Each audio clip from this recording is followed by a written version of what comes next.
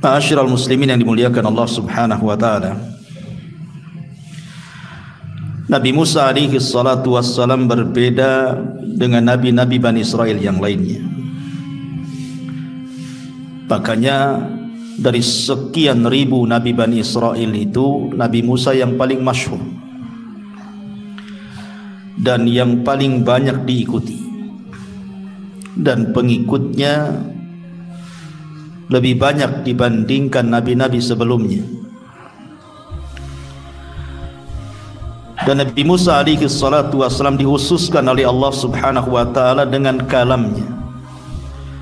Makanya kemudian Musa digelari Kalimullah, orang yang berdialog dengan Allah tanpa perantara. Dan itu diakui oleh Nabi Allah Adam alaihi salatu wassalam dalam dialognya antara dia dengan Nabi Musa. Bagaimana bisa ketemu Adam dengan Musa? Bukankah zamannya berbeda?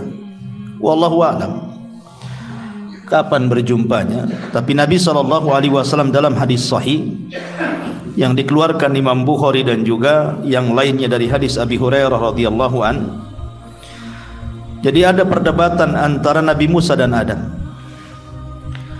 Lah salah satu yang ditanyakan Musa kepada Adam itu adalah, anta Adam alladhi akhrajatka khati'atuka minal jannah.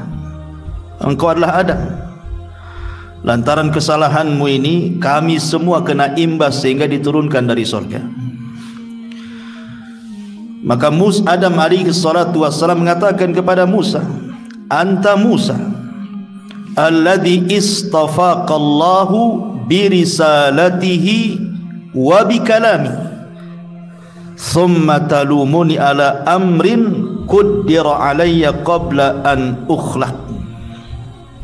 Engkau adalah Musa yang Allah pilih dengan risalahnya dan dengan kalamnya, dengan ucapannya. Kenapa engkau mencelaku dengan perkara yang sudah ditakdirkan kepadaku sebelum aku diciptakan? Dari sini Adam mengatakan kepada Musa bahwa Musa dipilih oleh Allah, satu dengan risalahnya, kenabian dan kerasulannya, yang kedua dengan kalamnya. Makanya Musa digelari Kalimur Rahman. Sebenarnya nabi-nabi yang pernah bicara tanpa perantara itu ada 3. Dari seluruh nabi dan rasul itu, pertama Nabi Adam di sorga, yang kedua Nabi Musa, dan yang ketiga Rasul kita Muhammad sallallahu alaihi wasallam saat peristiwa Isra dan Mi'raj di Sidratil Muntaha. Tetapi kalimat Kalimur Rahman itu tersematkan kepada Musa karena dia yang banyak berdialog dengan Allah, sehingga sepakat para ulama mengatakan bahwa Kalimullah adalah gelarnya Nabi Musa alaihi salatu wassalam. Dan ini sebagai dalil yang kuat bagi kita ahli sunnah wal jamaah bahwa Allah Subhanahu wa ta'ala tersifati dengan sifat kalam. Allah itu bisa bicara, dan sifat kalam bicaranya Allah itu sifat fi'liyah. Allah berbicara sekehendaknya, sesuai dengan kehendaknya. Makanya dari sini kita katakan Al-Quran itu kalamullah.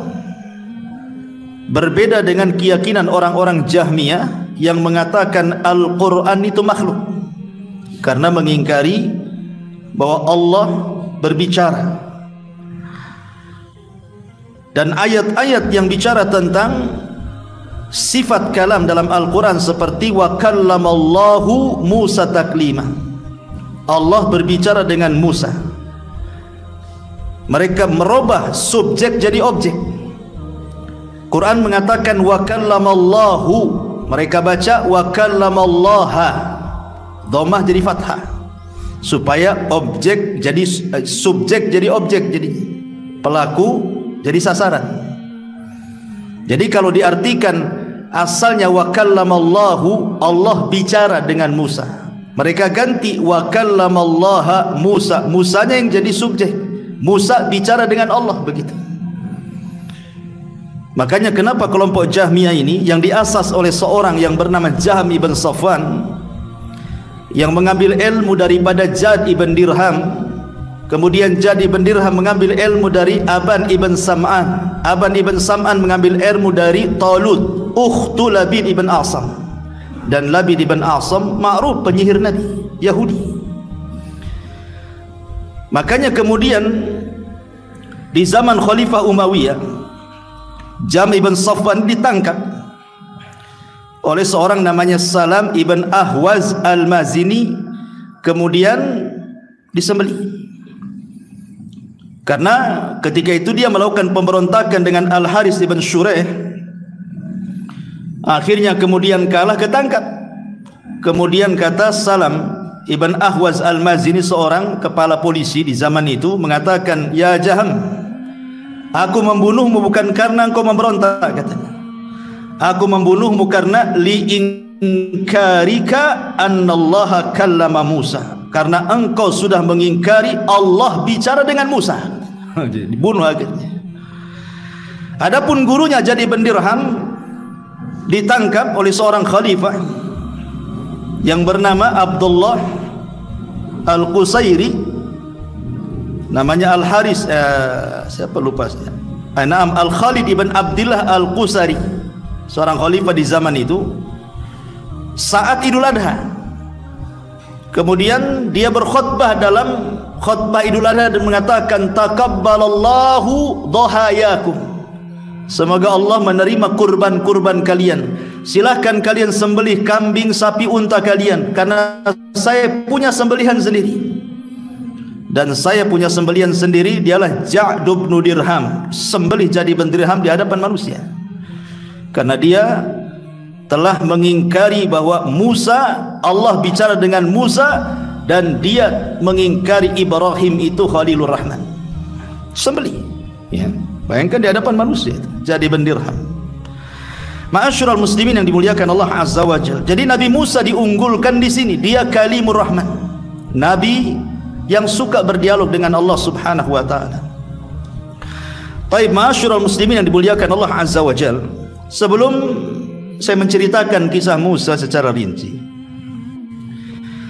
ada hal-hal yang terkait dengan kisah Nabi Musa ini. Pertama, hubung kait Nabi Musa dengan lautan. Kemudian hubung kait Nabi Musa dengan tongkat. Kemudian hubung kait Nabi Musa dengan batu. Kemudian hubung kait Nabi Musa dengan tokoh-tokoh penting dalam sejarah yang dicatat dalam Al-Quran. Kita akan sebutkan 4 poin ini dulu. Pertama, hubung kait Nabi Musa dengan air, dengan lautan, dan juga dengan sungai. Kemarin kita sudah kisahkan ketika kelahiran Nabi Musa alaihi salatu wassalam. Ketika itu Musa dilahirkan saat terjadi pembantaian, kan? Fir'aun membantai anak-anak kecil. Musa lahir di situ. Maka Allah Subhanahu wa taala mengatakan, "Wa auhayna ila ummi Musa an ardiihi fa idza khifti alaihi fa alqihi fil yammi wa la takhafi wa la tahzani."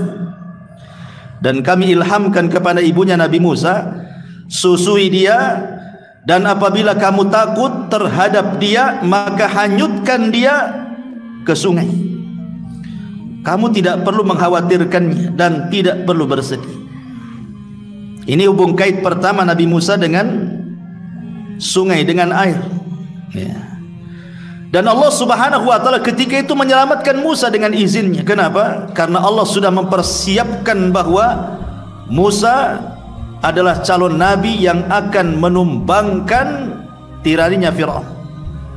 Ini hubung kait pertama Musa dengan air, dengan sungai, dengan lautan. Kemudian hubung kait yang kedua, Allah Subhanahu wa taala mengatakan dalam surah Al-Baqarah, ketika Nabi Musa membawa Bani Israel keluar dari Mesir, kemudian terhalang dengan lautan yang sangat luas. Maka ketika itu Bani Israel ketakutan dan mengatakan, "Innala mudrakun." Musa, lihat, tentara Fir'aun sudah melihat kita. Di belakang ada tentara Fir'aun dan Fir'aun, di depan kita ada lautan. Macam mana ini? Maka Nabi Musa alaihi salatu wasallam menenangkan Bani Israel dan mengatakan, inna ma'iya rabbi sayahdin. Ingat, kebersamaan Allah bersama kita itu pasti Allah akan menunjukkan jalan, jangan khawatir. Kenapa yakinnya Musa akan selamat? Kenapa begitu yakin Nabi Musa? Depannya lautan, di belakangnya tentara Firaun yang akan membunuhnya, tapi dia dengan yakinnya akan selamat dan mengatakan kepada Bani Israel, tenang, Allah bersama kita. Sebab kalau Allah bersama kita, pasti Allah akan carikan jalan keluarnya. Karena Musa pernah mengalami hal yang lebih buruk ketika dia belum jadi nabi dan rasul. Kapan? Ketika bayi berada di kotak terhanyut di Sungai Nil. Kotak itu kan asal buat saja kan begitu. Bisa saja kotak itu tenggelam atau mungkin hanyut ke tempat lain dan tidak diselamatkan oleh keluarga Firaun. Tapi Allah berkehendak lain. Musa yang belum apa-apa, belum bisa apa-apa, belum jadi nabi dan rasul, Allah selamatkan. Apalagi sekarang sudah jadi nabi, sudah jadi rasul kan itu ya. Tidak mungkin Allah tidak menyelamatkan. Makanya dengan yakin Musa mengatakan, inna ma'iya rabbi sayahdin. Maka Allah katakan, wajawaj wa idh faraqna bikumul bahra fa anjaynakum wa aghraqna ala fir'auna wa antum tanzurun. Maka Allah wahyukan kepada Musa untuk memukulkan tongkatnya, tiba-tiba laut menjadi pecah dan jadi jalan. Maka kemudian Musa dengan Bani Israel melewati lautan itu yang sudah jadi jalan, 12 jalan itu, dan sudah menyeberangi jauh. Fir'aun pula menyangka lautan itu tidak mungkin menyatu kembali dengan itu keyakinan dia. Makanya dia dengan yakinnya dia membawa pasukannya, tetapi Allah yang mentakdirkan semuanya. Rupanya lautan itu setelah Allah selamatkan Musa dan Bani Israel menyatu kembali. Allah katakan, fa anjaynakum, kami selamatkan kalian wahai Musa dan Bani Israel, wa aghraqna ala fir'auna wa antum tanzurun. Kami tenggelamkan Fir'aun dan seluruh bala tentaranya dan engkau menyaksikannya. Ini yang kedua, hubung kait Musa dengan air. Yang tadi dengan sungai, ini dengan lautan. Kemudian yang ketiga, hubung kait Nabi Musa dengan sungai atau lautan. Ketika Nabi Musa alaihi salatu wassalam sebutkan dalam hadis Sa'id Ibn Zubair radhiyallahu an, aku berkata kepada Ibnu Abbas radhiyallahu anhuma tentang kisah Nabi Musa alaihi salatu wassalam yang berkhutbah. Maka Ibnu Abbas menceritakan bahwa suatu ketika Musa pernah berkhutbah. Setelah berkhutbah adalah orang yang mengatakan, wahai Musa, adakah orang yang lebih alim dibandingkan dirimu? Kata Musa, tidak ada. Musa lupa mengucapkan insyaallah. Maka Allah katakan, ada seorang laki-laki namanya Khidir, dia punya pengetahuan apa yang kau tidak tahu. Cari dia, belajar kepadanya. Temui dia di pertemuan dua lautan.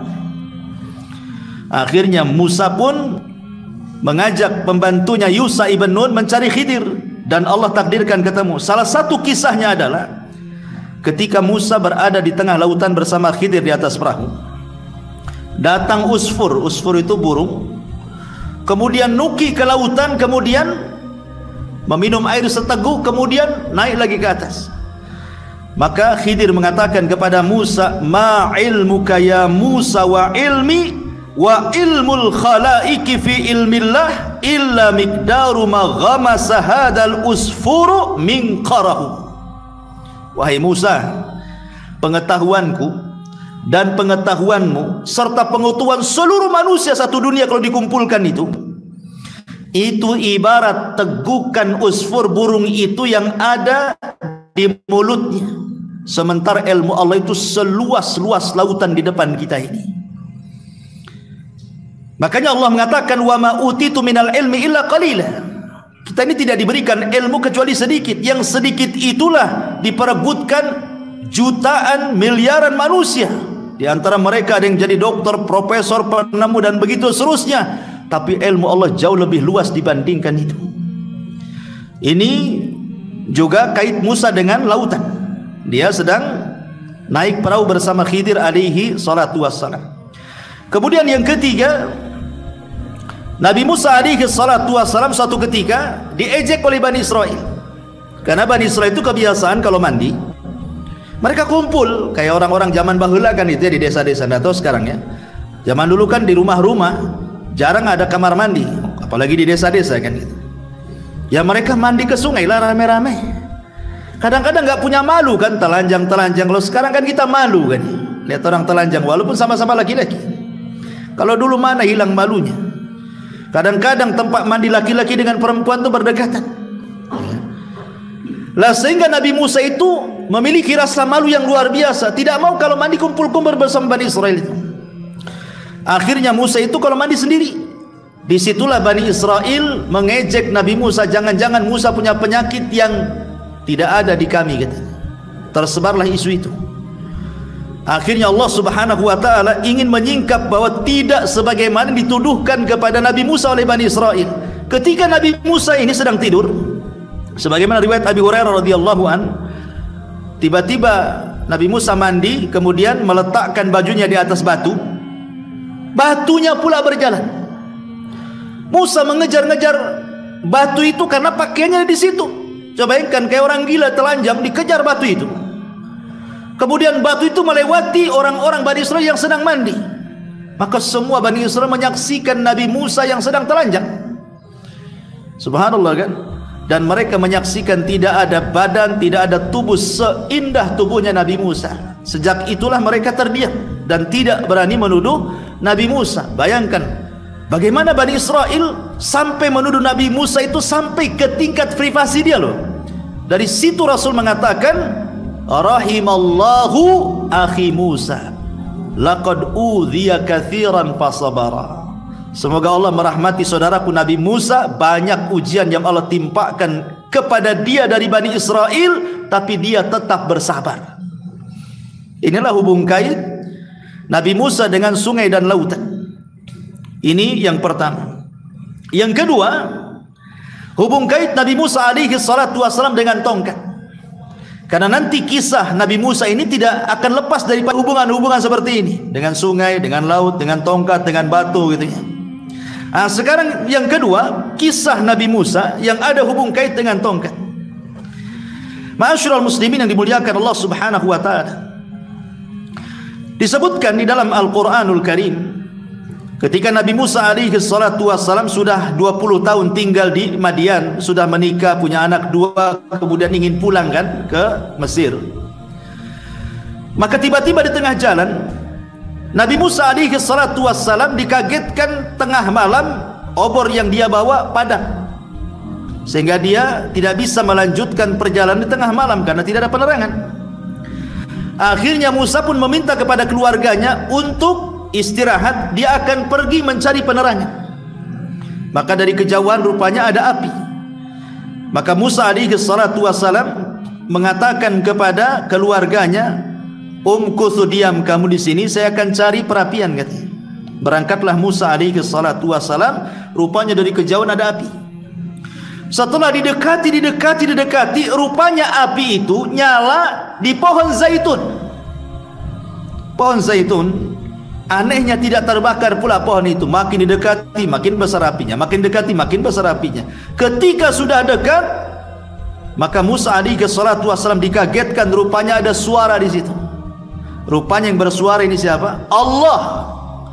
Disitulah pertama dialog Nabi Musa alaihi salatu wassalam dengan Allah Subhanahu wa taala. Singkat cerita, setelah Allah berdialog dengan Nabi Musa, Musa itu kan bawa tongkat. Kemudian Allah Subhanahu wa taala mengatakan, "Wa ma tilka biyaminika ya Musa?" Apa itu yang di tangan kanan wahai Musa? Maka Musa mengatakan, "Hiya asaya atawakka'u 'alaiha wa ahushu biha 'ala ghanami wa liya fiha ma'aribu ukhra," kata Musa. Oh, ini tongkat ya Rabb. Biasanya aku gunakan untuk bertelekan pada tongkat ini. Dan aku biasanya menggunakan untuk memukul dedaunan dengannya untuk kambing-kambingku. Dan bagiku tongkat ini ada keperluan macam-macam. Makanya Musa kemana-mana bawa tongkat, untuk membala kambing, untuk cari makan kambing, untuk bertelekan, macam-macam lah itu fungsinya tongkat itu. Maka Allah Subhanahu wa taala tiba-tiba mengatakan, "Alqiha ya Musa," lemparkan tongkat itu. Maka Musa melemparkan tongkat itu. Fa'alqaha fa idza hiya hayyatun tas'a. Ketika dilempar, tiba-tiba jadi ular. Ular besar. Apa enggak heran Musa? Allah hendak memberikan mukjizat kepada Nabi Musa. Tiba-tiba jadi ular besar. Makanya Allah mengatakan, falamma ra'aha tahtazzu ka'annaha janun wala mudbira walam yu'aqibu ya Musa aqbil wala takhaf innaka minal aminin. Maka tatkala tongkat itu menjadi ular, Musa melihatnya bergerak-gerak seolah-olah dia ular yang sangat gesit. Larilah ia berbalik ke belakang tanpa menoleh, saking takutnya Musa itu. Langsung balik lari dia, takut dia. Ketika dia lari itulah, maka Allah panggil lagi, "Hei Musa, kembali." Ya, "Hei Musa, kembali. Janganlah engkau takut. Sesungguhnya kamu termasuk orang-orang yang aman. Enggak apa-apa, ular itu enggak akan menggigitmu," katanya. Akhirnya balik lagi Musa itu ke tempat tadi dengan gemetar itu, depannya ular besar. Tiba-tiba ketika sudah dekat dengan ular itu, Allah mengatakan, "Khudha wala takhaf sanu'iduha siratahal ula." Ya. Sekarang kau ambil ular itu wahai Musa. Bingunglah Musa, ini ular ngambil ular semana ini kan, lain dengan pawangnya. Orang nggak pernah lihat ular besar kan bingung. Pegang buntutnya, matu kepalanya. Pegang kepalanya langsung dibatu kan itu. Akhirnya Allah meyakinkan bahwa ular itu tidak akan menggigit kamu.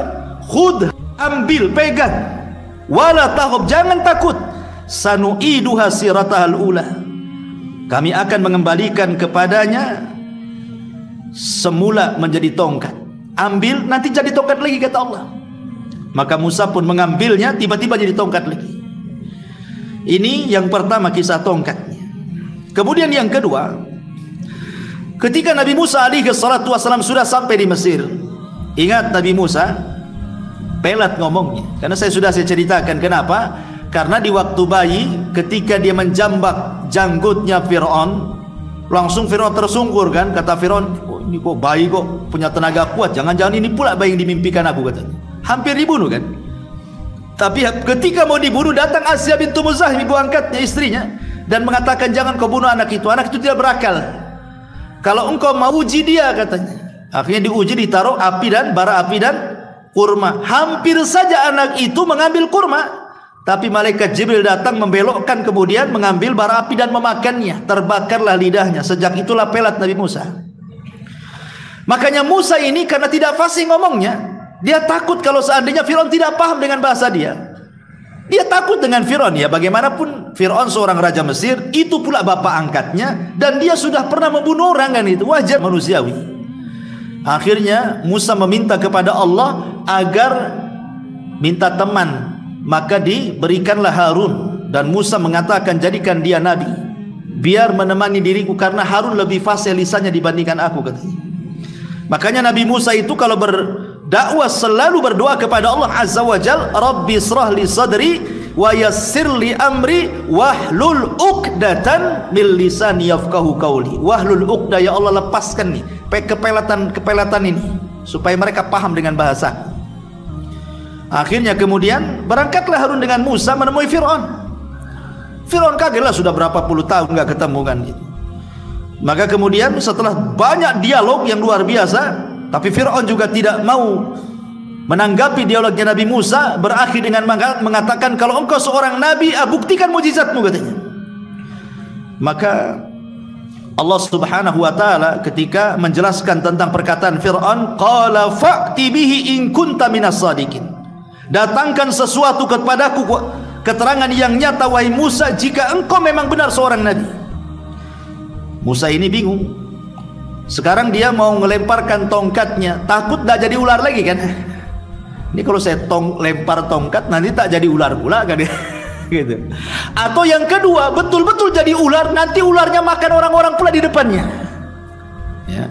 Makanya Allah mengatakan, "Fa'alqa asahu fa idza hiya thubanun mubin wa naza'a yadahu fa idza hiya baydha'u lin-nadirin qala lil mala'i haulahu inna hadza la sahirun alim yuridu an yukhrijakum min ardikum bisihrihi famadza ta'murun. Maka Musa melemparkan tongkatnya, lalu tiba-tiba tongkat itu menjadi ular yang nyata dilihat manusia, pejabat-pejabat dan juga Fir'aun melihatnya, dan ia menarik tangannya dari jubahnya, tiba-tiba bercahaya pula tangannya. Kemudian Fir'aun mengatakan kepada para pembesarnya, sungguh Musa ini benar-benar pakar sihir yang handal.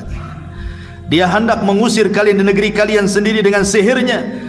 Maka karena itu apakah saran kalian tentang Musa ini?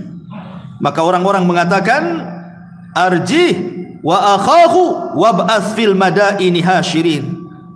Tundalah urusan dia dan saudaranya, dan kami kirimkanlah ke seluruh negeri-negeri orang-orang yang mengumpulkan ahli sihir, kita ajak dia duel, katanya. Sepakat. Akhirnya terjadilah kesepakatan kapan terjadi duel antara tukang-tukang sihir Fir'aun dan Musa. Ini kisah yang kedua, hubungan dengan tongkat.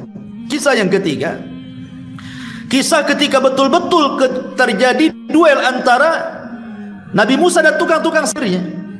Kan disepakati bahwa duel itu terjadi Yaumuz Zina. Yaumuz Zina itu maksudnya hari raya kerajaan. Kayak di Indonesia ini ada Agustusan lah gitu ya.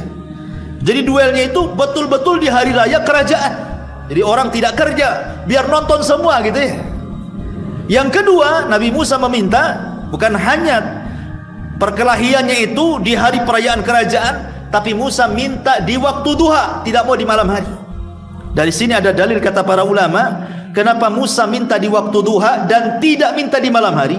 Karena sihir itu kekuatan ada di malam hari. Jadi Musa mengambil kelemahannya. Makanya Allah mengatakan min syarri ghasiqin idza waqab. Kita harus berlindung di malam hari, karena kekuatan sihir menguat di malam hari itu. Makanya Musa memilih waktu duha ya. Akhirnya terjadilah kemudian betul-betul gelanggang besar, ditonton ribuan manusia, disaksikan Fir'aun dan pejabatnya.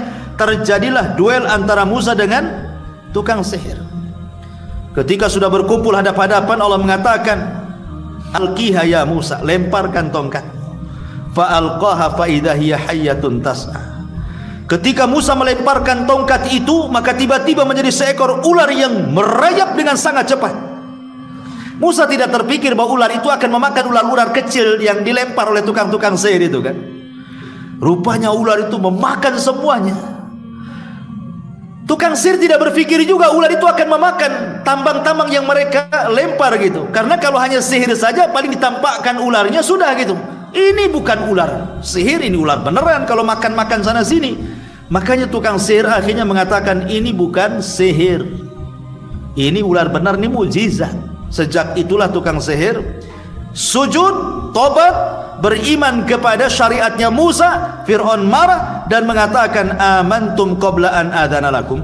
Kalian beriman sebelum aku izinkan, kata Fir'aun. Enak saja kalian, kembali kalian kufur, kalau tidak kubunuh kalian. Akhirnya semua tukang sihir istiqomah, ikhwan, tidak ada yang murtad. Akhirnya dibunuh oleh Fir'aun ini semuanya. Kata Abdullah ibn Abbas radhiyallahu anhuma, lihat tukang-tukang sihir itu, di pagi hari mereka tukang sihir yang jahat, di sore hari menjadi para syuhada yang baik, katanya. Masuk surga ya, para syuhada. Ini kisah tongkat yang ketiga. Kisah tongkat yang keempat, ketika Nabi Musa berada di Ardutih, di bumi perjanjian, Ardutih, bumi linglung. Karena ketika itu mereka tersesat karena diajak perang tak mau, maka mereka tidak bisa keluar dari bumi linglung itu. Lah disitulah ketika Bani Israel kemudian diazab oleh Allah, tidak bisa keluar dari padang pasir yang sangat panas sekali. Tidak ada tumbuhan, tidak ada makanan, tidak ada air sama sekali kan. Mereka tersesat di situ, tidak bisa keluar. Maka mereka mengatakan, ya Musa, kami haus, katanya. Macam mana kami minum? Makanya Allah Subhanahu wa taala katakan, wa idistasqa Musa liqaumihi faqul nadrib bi asaqal hajar. Maka Musa mengambil tongkatnya, kemudian mencari batu yang besar di sekitarnya, kemudian dipukulkan dengan tongkat itu. Apa yang terjadi? Fang fajarat min husnata asyrata aina. Tiba-tiba muncul dari bebatuan itu tuh 12 mata air memancar dari batu itu. Kenapa 12 mata air?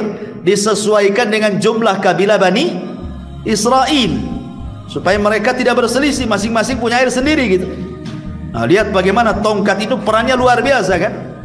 Ya, dipentungkan ke batu, keluar ini mukjizat. Antum mentung-mentung batu 100 kali nggak akan keluar, karena tidak punya mukjizat.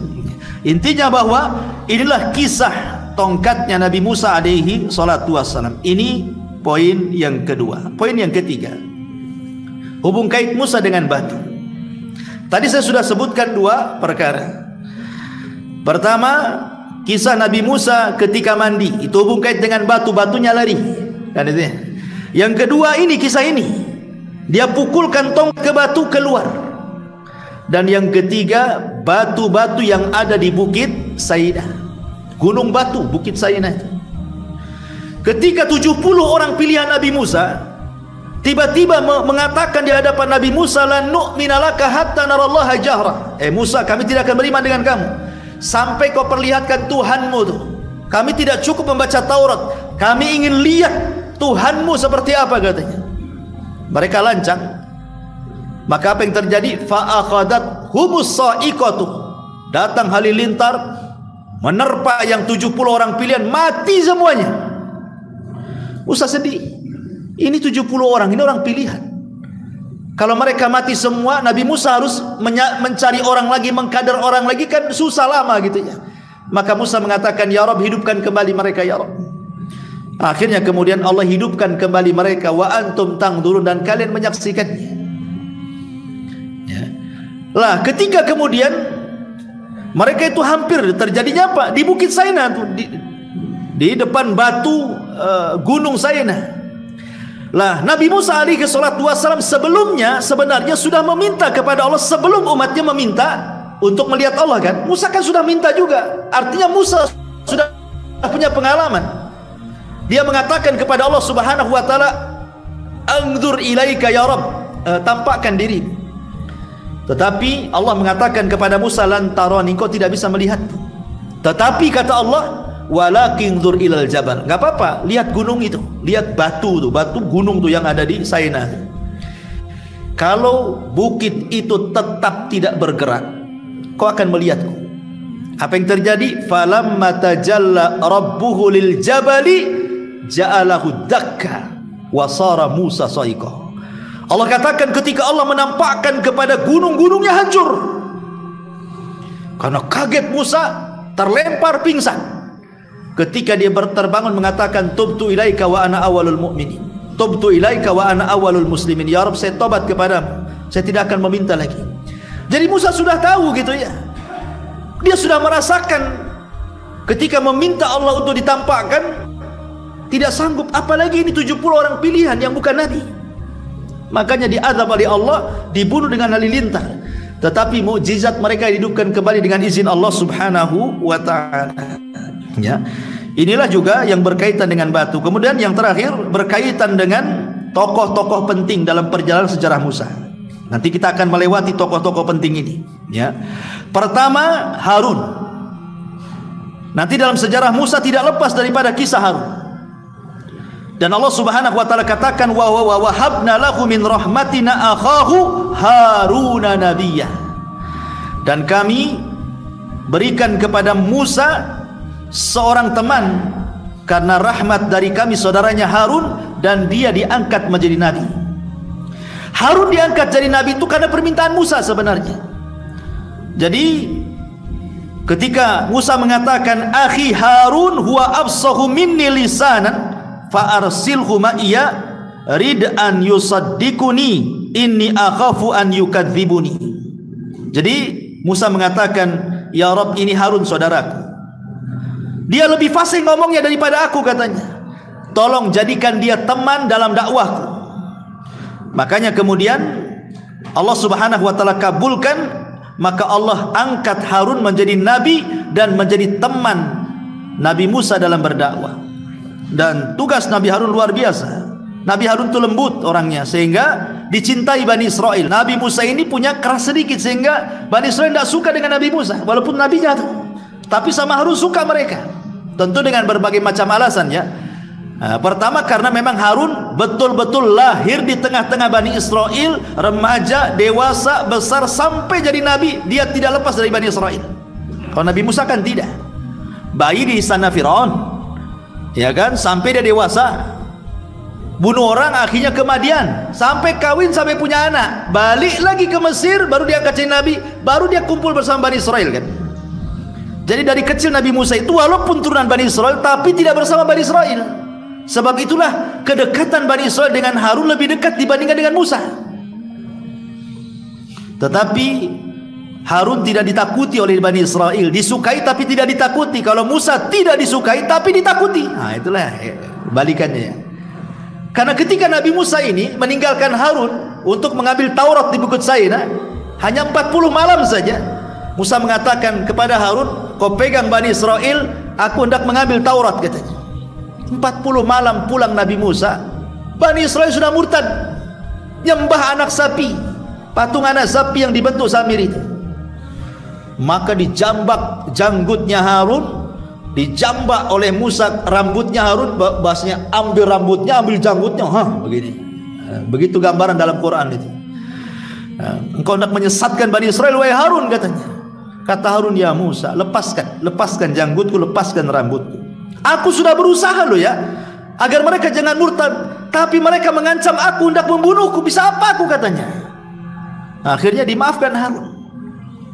Akhirnya yang murtad-murtad itu dihukum untuk saling membunuh sesama mereka ya. Ma'asyiral muslimin yang dimuliakan Allah Azza wa Jalla, ini tokoh yang pertama yang akan menemani sejarah perjalanan Musa yang kita akan ceritakan. Yang kedua, Yusha ibn Nun. Yusha ibn Nun ini memang tidak disebutkan namanya secara nas Al-Quran, tetapi isyaratnya ada ya, seperti Allah Subhanahu wa ta'ala mengatakan dalam Al-Baqarah 58, wa idh qulna dkhulu hadhil qaryata faqulu minha haitsu syi'tum ragada wadkhulul baba sujadan wa qulu hittatun naghfir lakum khotoyakum wa sanazidul muhsinin. Dan ingatlah ketika kami berfirman, masuklah kamu ke negeri ini, maksudnya Baitul Maqdis, makanlah dari hasil buminya yang banyak lagi enak dimanapun kamu suka, tetapi masuklah dari pintu gerbangnya sambil sujud dan katakanlah, bebaskanlah kami dari dosa, ampuni kami dari dosa, niscaya kami ampuni kesalahan-kesalahanmu, dan kelak kami akan menambah pemberian kami kepada orang-orang yang berbuat baik. Ayat ini bicara tentang Yusha ibn Nun dan kejadiannya setelah Musa meninggal dan Harun meninggal. Tuh hebatnya Yusha ibn Nun itu, dia yang melanjutkan cita-cita Nabi Musa membawa Bani Israel ke Baitul Maqdis, tetapi gagal. Di zaman Nabi Musa tidak bisa masuk Baitul Maqdis. Kenapa? Karena ketika Nabi Musa tinggal melewati satu kota lagi namanya Ariha.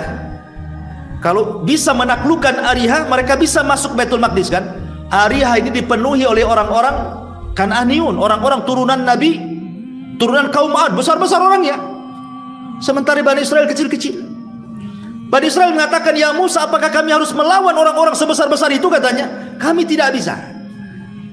Sehingga mereka mengeluarkan kalimat yang sangat kotor kepada nabinya dan mengatakan, idhab anta wa rabbuka faqatila inna hahuna qaidin.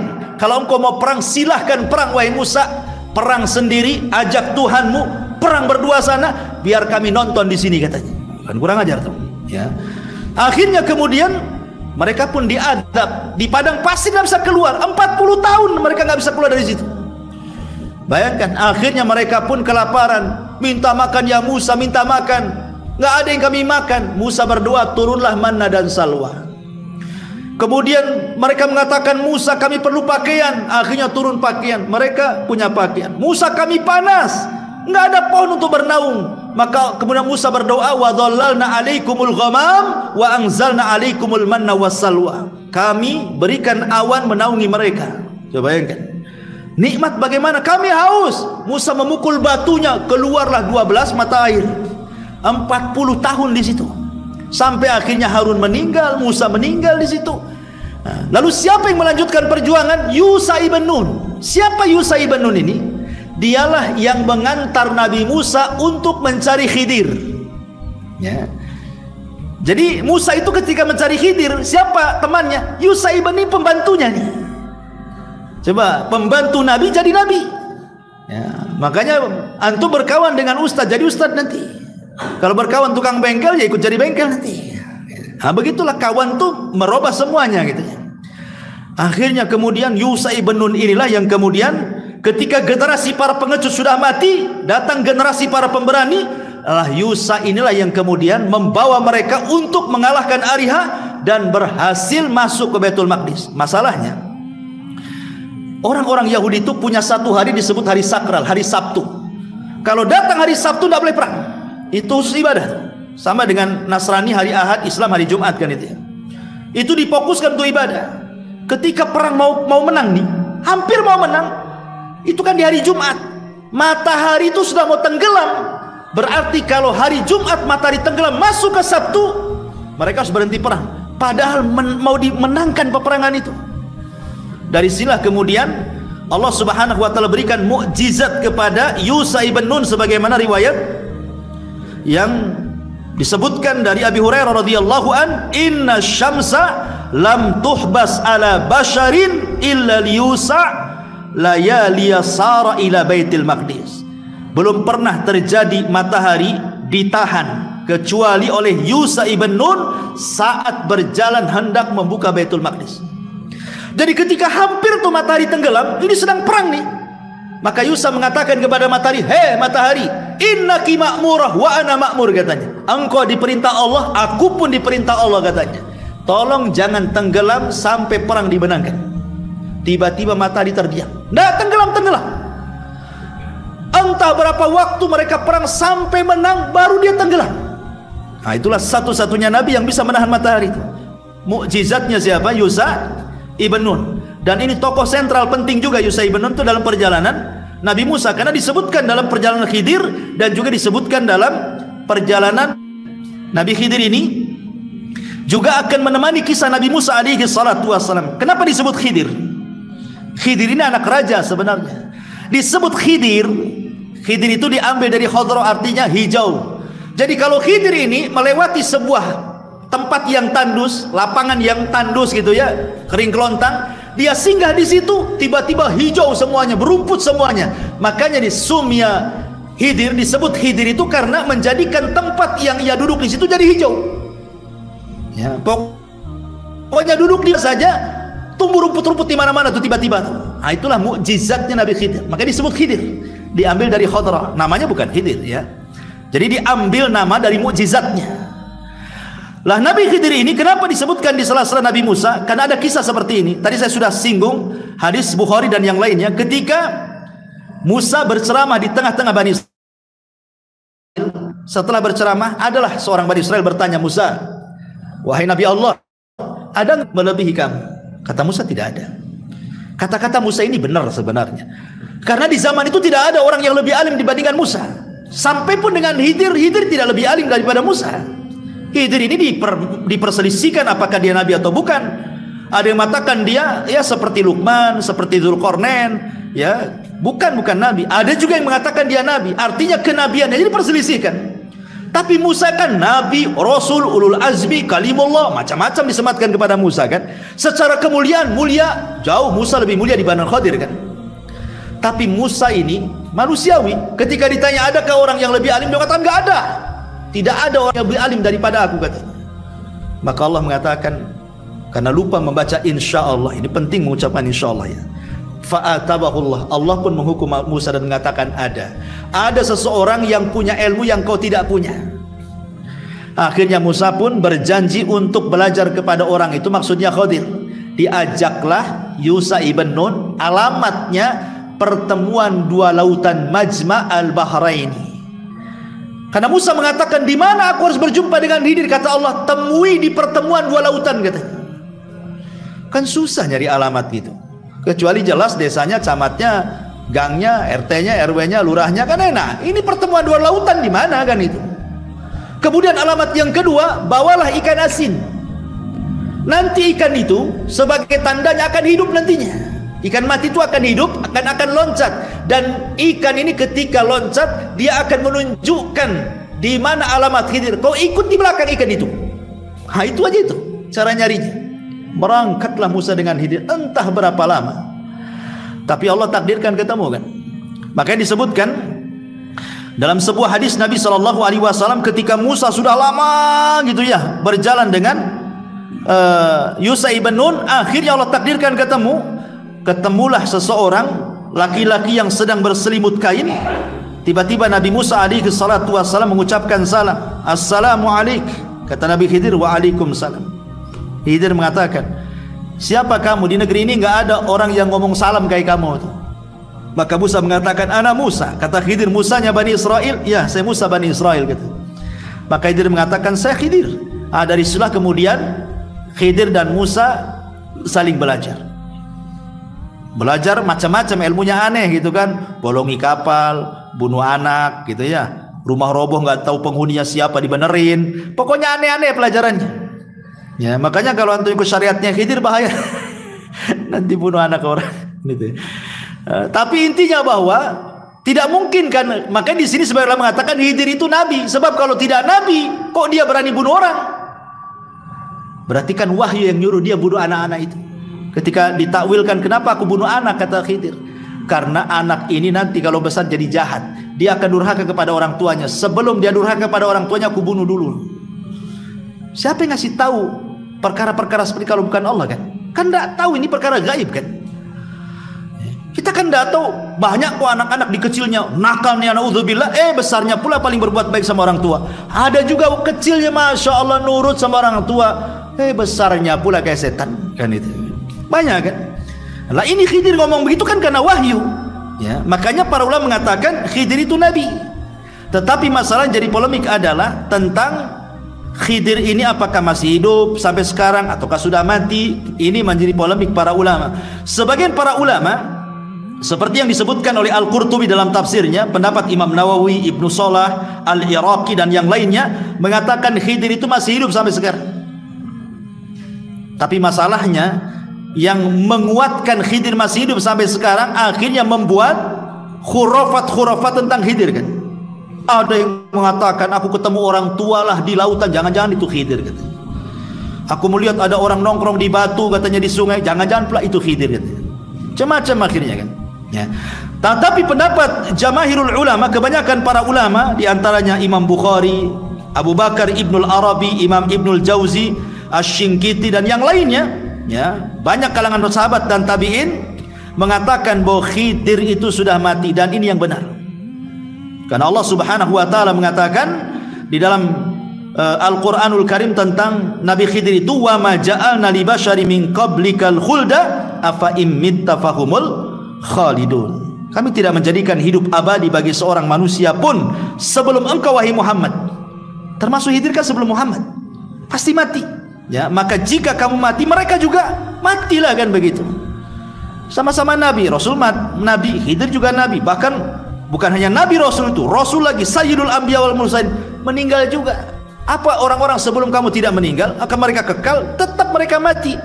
Allah mengatakan dalam surah Al-Anbiya 34. Dan ini pendapat yang kuat wallahu alam bahwa Khidir itu sudah meninggal. Baik. Ini tokoh yang ketiga yang kita akan nanti berjalan dalam kisah Nabi Musa. Kemudian tokoh yang keempat, siapa? Fir'aun. Ini tokoh yang keempat adalah Fir'aun. Sebagian ulama mengatakan bahwa siapa Fir'aun ini? Karena Fir'aun itu kan lakob, sama dengan Kisra bagi raja Persia, Kaisar bagi raja Romawi, Najasyi bagi raja Ethiopia, Tuba bagi raja Yaman, Alexandra dan begitu seterusnya. Itu kan istilah-istilah raja kan. Kayak di Jawa itu kan macam-macam, ada Mangkubuwono, itu kan istilah-istilah saja, namanya bukan Mangkubuwono kan begitu. Ya, tapi kan itu istilah raja. Ya. Lah ada yang mengatakan bahwa Fir'aun di zaman Nabi Musa itu disebut Ramsis Ats-Tsani. Dia adalah Ramsis Ats-Tsani, Ramsis kedua. Ada Ramsis pertama, itu hidup di zaman Nabi Yusuf. Orangnya baik Fir'aun di zaman Nabi Yusuf tuh. Yang tidak bagus tuh Fir'aun di zaman Nabi Musa. Ada yang mengatakan dia Malikus Tsalis min mulukil ailati tasyata asyar. Jadi Fir'aun itu adalah raja ketiga. Fir'aun itu dari silsilah Fir'aun, dari 19 Fir'aun. Dari 19 Fir'aun itu dia raja ketiga, Ramsis Tsani itu. Ya.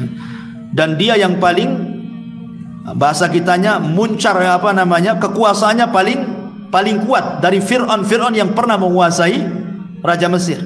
Tetapi dia pula yang paling bengis, dia pula yang paling sombong, dia pula yang paling jahat dan mengatakan ana rabbukumul a'la. Inilah nanti perjalanan Musa ini tidak lepas daripada kisah si Fir'aun ini, ya. Kemudian yang kedua, yang kelima adalah Samiri. Ini juga tidak lepas daripada kisah Nabi Musa yang kita akan lalui. Samiri. Siapa Samiri ini? Ada yang mengatakan Samiri ini dia adalah pengikutnya Nabi Musa dari Bani Israel. Itu satu pendapat. Yang kedua, bukan, Samiri ini bukan dari Bani Israel, dia kaum Kibti yang pura-pura beriman akhirnya ikut hijrah bersama orang-orang Bani Israel dengan Nabi Musa ke Palestina. Ada juga yang mengatakan dia adalah keturunan kaum yang menyembah anak sapi, menyembah bakor, menyembah sapi. Dan peran Samiri ini sangat besar dalam merusak Bani Israel. Makanya Allah Subhanahu wa taala sebutkan itu di dalam Al-Qur'an dalam surah Toha dari ayat 83 sampai 98 tuh. Kisahnya lengkap. Kisah Samiri itu dalam surah Toha ayat ke-83 sampai 98. Bagaimana perannya Samiri ini menyesatkan Bani Israel. Karena kejadiannya itu ketika Musa ke Bukit Saina 40 malam loh. Tiba-tiba kemudian Samiri mengambil emas-emas Bani Israel, karena Bani Israel merasa bahwa emas-emas mereka itu tidak halal mereka pakai. Kalau mereka hijrah, mereka pinjam emas itu. Jadi itu bukan emas mereka, hanya pinjaman. Mereka takut mau emas itu. Maka Samiri mengatakan, kalau gitu buang saja emas itu, katanya. Dibuanglah emas-emas itu, cincinnya, gelangnya dibuang. Rupanya tanpa sepengetahuan Bani Israel diambil sama Samiri itu. Kemudian dicetak jadi patung anak sapi. Setelah dicetak jadi patung anak sapi, Samiri ini punya tanah sakti, ya. Dari mana tanah ini? Disebutkan di dalam surah Toha itu. Jadi ketika Nabi Musa menyeberangi lautan yang sudah kembali dan menenggelamkan Fir'aun itu, Samiri melihat ada orang berkuda warna putih, berjubah putih di samping Nabi Musa, seolah-olah dia ngasih instruksi Nabi Musa. Samiri yakin itu bukan manusia, itu malaikat. Makanya diperhatikan kudanya, setiap menginjak tanah hidup, kayak Nabi Khidir tadi, ya. Setiap Khidir singgah di sebuah tempat hijau, itu juga sama, kaki kuda itu setiap dia menginjak di padang pasir, tumbuh tuh rerumputan di situ setiap pijakannya itu. Makanya oleh Samiri diambil tuh bekas-bekas pijakannya itu, tanahnya itu. Lah ketika kemudian Samiri membentuk itu patung anak sapi itu, kan dia punya tanah itu, bekas pijakannya, kaki kudanya Jibril itu. Akhirnya dimasukkan ke mulutnya. Allah takdirkan hidup tuh patung anak sapi itu. Tapi tidak hidup seutuhnya. Al-Quran mengatakan lahu khuar, mengeluarkan suara. Tiba-tiba Bani Israel kaget, kok patung bisa mengeluarkan suara, kok bisa hidup gitu ya. Maka kemudian Samiri mengatakan, lihat Musa ngapain jauh-jauh cari Tuhan ke Bukit Saina, katanya. Tuhannya ada di sini, katanya. Sembah, katanya.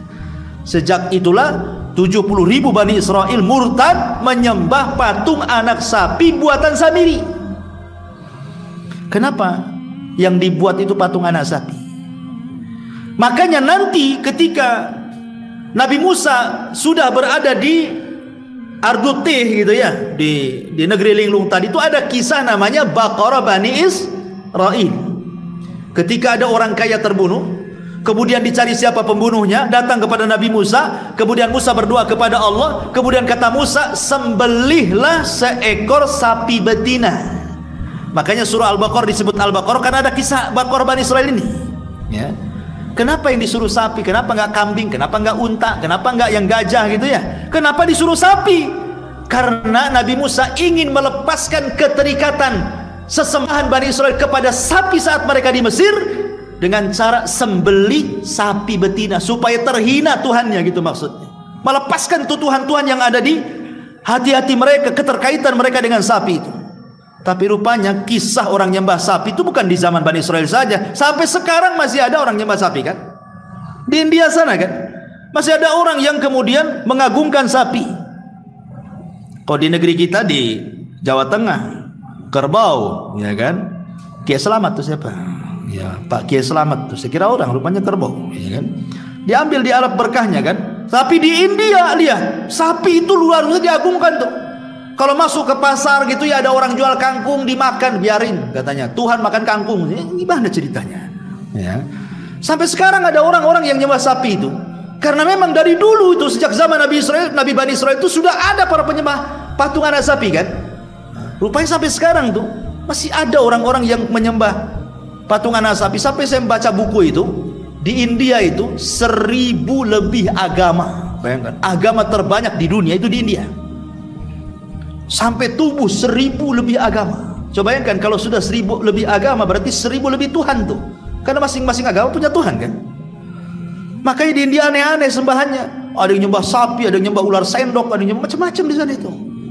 Sampai saya baca, maaf nih agak jorok sedikit, sampai ada yang nyembah patung kemaluan perempuan. Saya baca itu, alasannya apa? Karena dari situ katanya para nabi lahir, dari situ orang-orang soleh lahir, dari situ macam-macam lahir.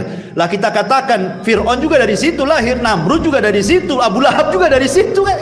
Tahu tanya di mana coba? Ya. Masyarul muslimin yang dimuliakan Allah Azza wa Jalla. Jadi terlampau itulah kadang-kadang orang musyrik ini, kalau kita pikir-pikir secara akal itu tidak masuk di akal. Ya.